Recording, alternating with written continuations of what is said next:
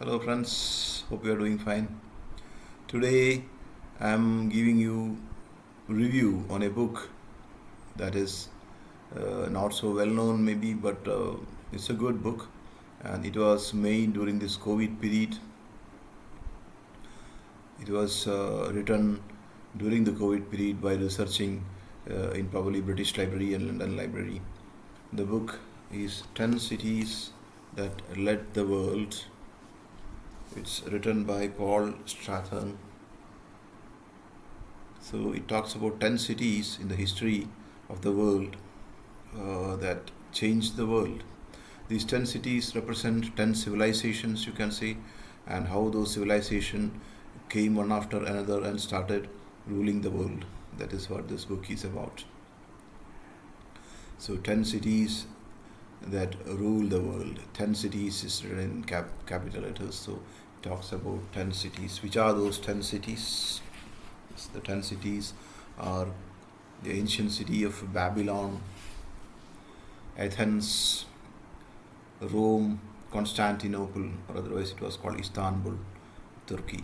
Then Paris, London, Moscow, New York, Mumbai, and Beijing. Babylon, Athens, Rome was ancient time. They had this ancient uh, knowledge from the divine and attachment with the nature and divine wisdom, all sort of things. Then Constantinople, when it became Istanbul, that caused problem. That caused end of the. That's the first threat probably to the Christian area in Europe, and the Ottoman Turks took control of Constantinople is a Christian name, and they renamed it Istanbul, the capital of Turkey. So that was a threat to the Europeans, and that caused many problems.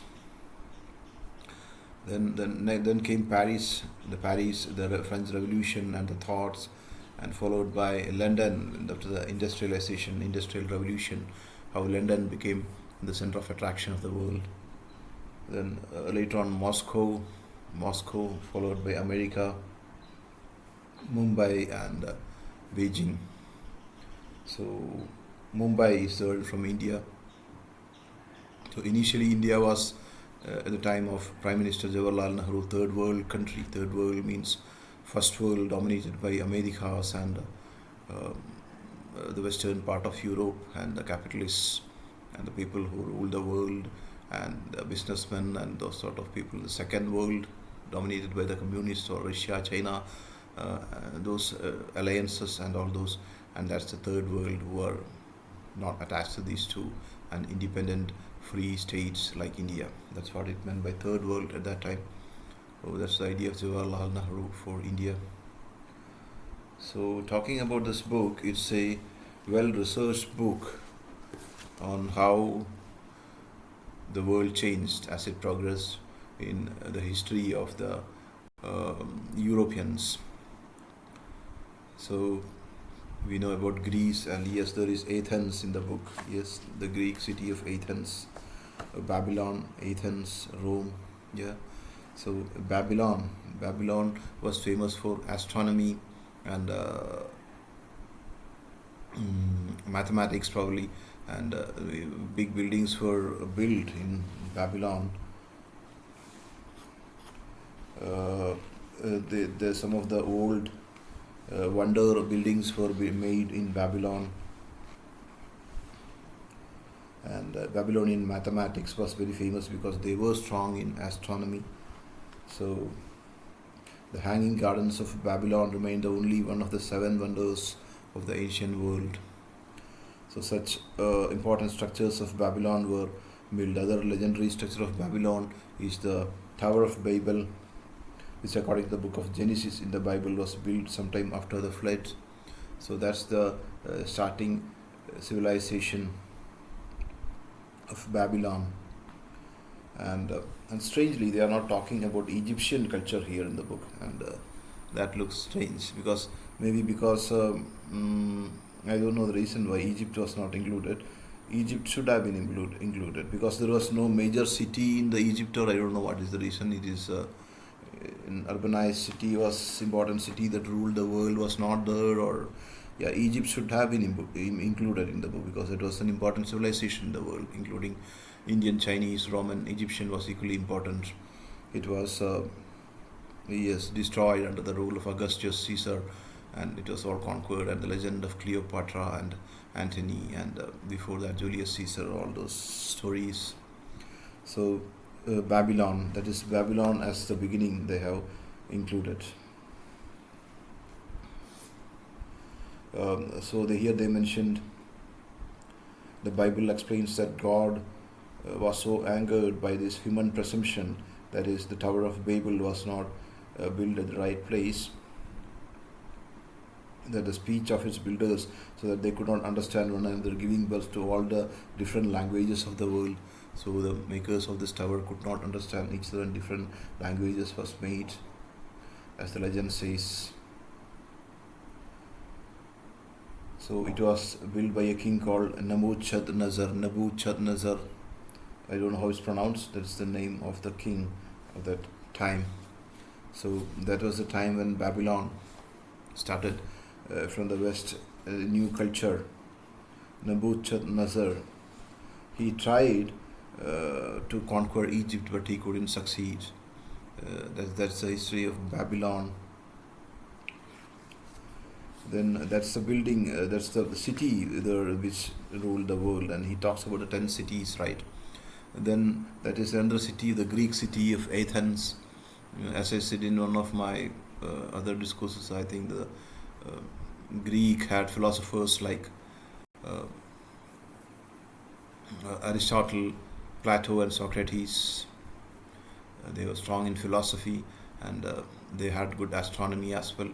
So astronomy was already there in Babylon, and I think the Persians attacked the Babylon empire. I believe the Persian empire was there. So there was a war, and it caused setback probably to this city and legendary city. Athens is part of Greece. Athens had inventions and institutions would foster an exceptional collective spirit in the people of the area. So Greek were very good. Philosophy was good Greek philosophy, and they developed medicine, and so Athens had something like good philosophical discussions, or many things like people could talk and interact and find out the solution, and that sort of group, and such things were there in Greek. So what is more spectacular about the Greek culture, as the book says, is the invention of dramatic theatre. The drama, the theatre, was invented by the Greeks in the European history. So the dancing, the acting, the delivery of the speech, and all those things, the acting, the drama theatre, that was the contribution of the Greeks, and Europeans took it from the Greeks. So Socrates is Aristotle, Plato, and Socrates were three great people, and they dictated, or they could dictate the philosophy of Greece, and that was inspirational to many people all over the world. The Greek philosophy was so famous, and then astronomy was famous as well. Then the third comes, and so the Alexander the Great. It is said about Alexander the Great that had he chanced to launch his campaign of conquest west into Europe rather than east as far as the border of India, the Roman Empire would have been overrun, and Western Europe might have been part of Greek rather than Roman Empire. So the Western Europe afterwards became part of the Roman people, their control, their influence. So if Alexander, if he would have invaded towards west, towards Europe, he was in Greece, right? So then Western Europe would have been Greek, unlike following Roman ways initially, as it happened. There's a striking point in the book, and Then they talks about Rome. Rome achieved its peak under the Emperor Trajan. That's from AD around 100, 115. So Christianity was suffered a setback under these people, and they were probably against Christianity, and they attacked and ruined many such Christian part of Christian culture. And then a few things about the architecture differences between Greece and the Romans. Greek architecture was supported by pillars, right? Long pillars, as we see in modern some of the classic buildings abroad. Long pillars support the roof, and that was part of the Greek culture. There were three different types of pillar systems in Greek architecture. The Romans, it was called the keystone architecture, means a wide, uh, weighty stone at the middle lies there at the top, and on either left and right there are connected stones, and they are supported by the force of gravity. They are connected with each other. So that's the keystone uh, concept in Roman architecture, and uh, they made domes, dome style, and they are supported by rather than pillar, it was by keystone in Roman way. And you can see in their buildings, the outside as the entrance will be big pillars in the Greek way, and if you enter the building, you can see the keystone, the dome, the large dome is made by in the Roman way. That's how they made the buildings, and they were not philosophers like the Greeks. The Greeks were people who asked a lot of relevant questions, but Romans were a group of people who wanted good answers, proper answers to questions. They were looking for answers and not questions. Unlike the Greek, who asked a lot of meaningful questions, Romans were looking for meaningful answers. And Romans were in favor of promoting technology instead of philosophy. They made philosophy look a bit trivial or silly, and they started believing in the way of technology. And there were many roads built in Rome. All roads leads to Rome, they say, and the construction, the road construction, and in the some of the things that they borrowed from the Greek. And this Colosseum, it appeared in the ancient Roman times, and that was looks like a stadium where every people will sit around. And you have seen perhaps in the movie the gladiators or the warriors who fight, something like our Chagavas of Kerala who fight for the kings. So the such shows were arranged in such colosseums, and that's a round structure instead of a semicircular arc. It was a full round oval-shaped structure, the Roman Colosseum. So these are differences in the Roman and the Greek style of architecture. And they had public baths everywhere, and they had forums where the central focus of the city, where crowd gathered, and all manner of social, political, and religious activities, talks happened between people. So such things were there in the Roman imperial Rome. So later, the Rome, it was a republic. Rome republic, as a republic it stood for initially. Later it was taken. There were some problems with the strategies, and the problems caused Crassus, as he was an like of cruel person, and there was a lot of barbarity involved. And later on, Julius Caesar became a royal ruler, and then it was followed by, after his time, by there were two people, Antony and Octavian, and the Octavian, they had Antony, I think, had love affair with Cleopatra of Egypt, and and these people failed in their attempt to get rid of Octavia, and he took the name of Augustus Caesar and conquered many parts of Europe, as the history says. Many parts of Europe he conquered, and he started conquest, and he defeated Egypt as well in the battle. And thus the imperialistic way started in the Western European culture at that time. So that's about Rome. Next, he talks about the city of Constantinople or Istanbul. It was called Byzantine Empire. It is the Eastern Roman Empire. Eastern Roman Empire called Byzantine, and there was an attack by the Turks, the Ottomans, and Constantinople was captured, and they renamed it as Istanbul. Istanbul is the name given by the Muslims, and the Christian name was Constantinople. So that was the entry point of the Christian Europe, and the Muslims captured it, and that was indeed a big blow to the Europeans, and they were totally shattered by that. And the Christian Constantinople started becoming Istanbul. It was renamed Istanbul, and these people, the Istanbul invaders, Ottoman, had a fire weapons and cannons. So the first use of these fire weapons is called Greek fire. It was used by Constantinople people. It is like they had some. It's a flamethrower, modern flamethrower, and it is kind of flaming arrow which ignites a liquid, and this liquid is fired upon the enemies, and they are frightened and killed. That was called Greek fire. That Greek fire is the beginning of the fire weapons, but that was a royal secret in Constantinople.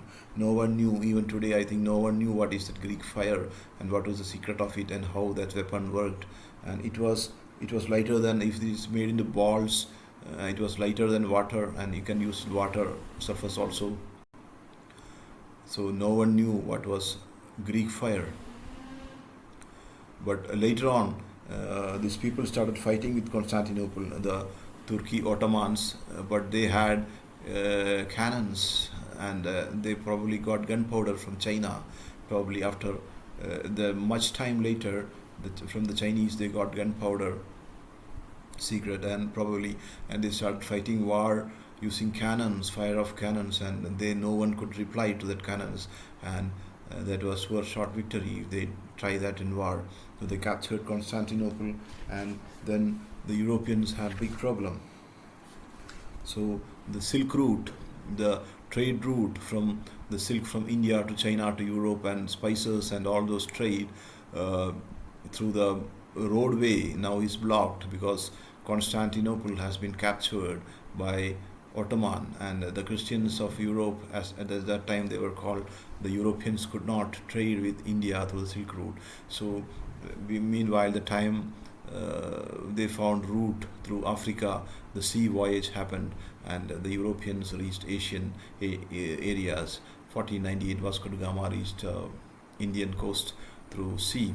So that was the result of the defeat of Constantinople and occupation of Constantinople by the Ottoman Turks and making it Istanbul. So Asians became target, or you can say it, of Europeans, or they started coming through sea to do trade with Asians, and not just trade, they had intention of warfare as well. So mindset of the Europeans started changing, and that's called the humanist way.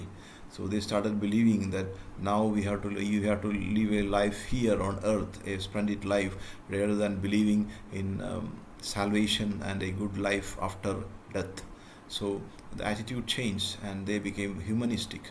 They started believing in making the life on earth more splendid, more rich, more great, and they started invading other nations and making their nation wealthy. So next, the fifth talks about Paris. So rationalistic philosopher like René Descartes introduced ideas in France, and some philosophers, and it took the attention, that people's attention, and they were influenced by him, people like him. And Descartes, along with other leading intellectuals of the period, they circulated idea in the form of letters, replies, and passing on objections to people, and they influenced the people very much, and the attitude of the Europeans clearly changed. So now France gradually became a major political and military power in Europe. And the country was ruled by Louis XIV from his vast ornate palace at Versailles. And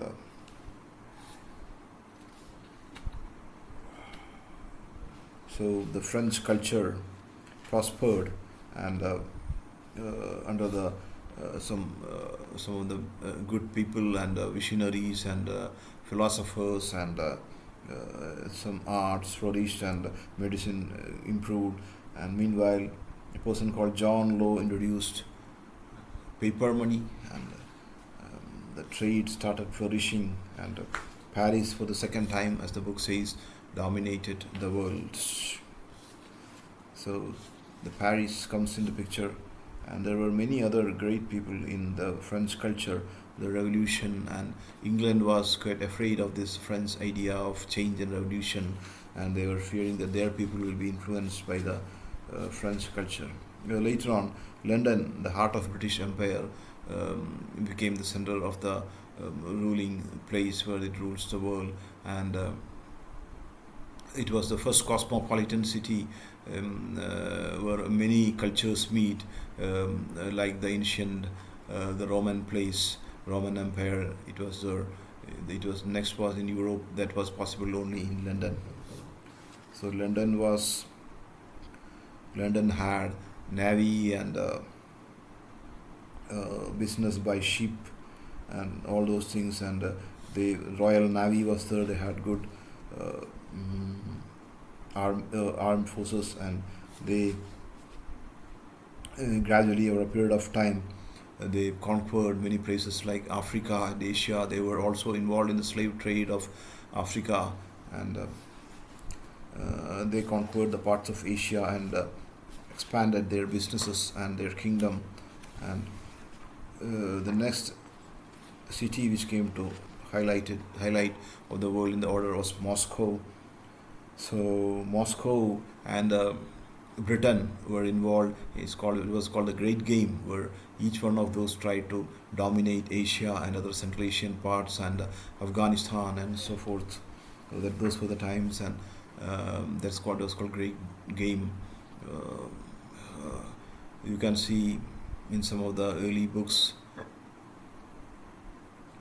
like Kim, the novel Kim, for example, talks about this story where they try to dominate. And so Moscow, the communists, and after the time of the czars, the time of the communists, and that's introduced and given introduction in the book. Next, it talks about the city of New York. The Americans were not believing in territory capture; they were believing in capture of financial economy, controlling financial economy of different parts of the world. That was their idea. New York, America ruled the world. Followed by, next it talks about the city of Mumbai. Mumbai, Indian city.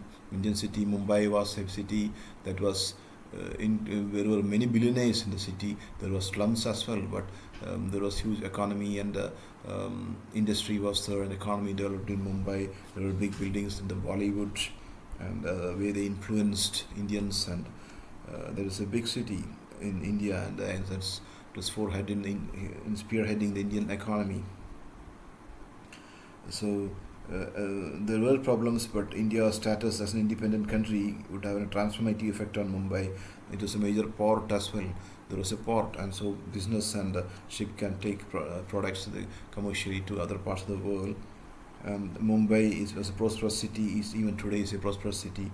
The last city talks about is Beijing, the alternative future. Unlike it calls it much greater than Mumbai, and lot of economy in it. And unlike Mumbai, which is democratic, Beijing is controlled by the central government communists, and they change Beijing in whichever way they like. And it has huge impact on modern economy.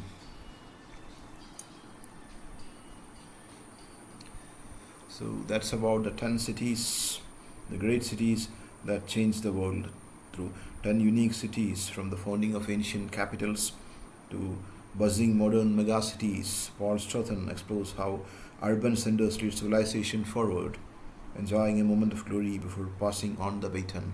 So, right now, Asia is the center of focus, as we can see, and cities like Beijing and Mumbai do have a great role in leading the future, and same with the software cities like Bangalore, Hyderabad, the South Indian cities, and Pune, and many other software exports.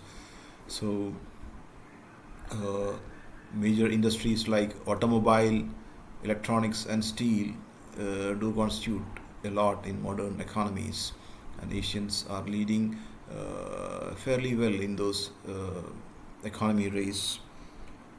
And the book also talks about economic theories of the British era, and the theories of economy where the Asians were the top of the game, and the British draining of money took us to the bottom and became a poor country, and again rising after the independence. So it says gradually how the baton is passed from city to city, who became leaders who lead the world. That's a good research book. He researched from the British Library in London. It's a book that is researched in the COVID period. He did research in the COVID time, and he made this beautiful book. So thanks for listening. Have a good day. Thank you.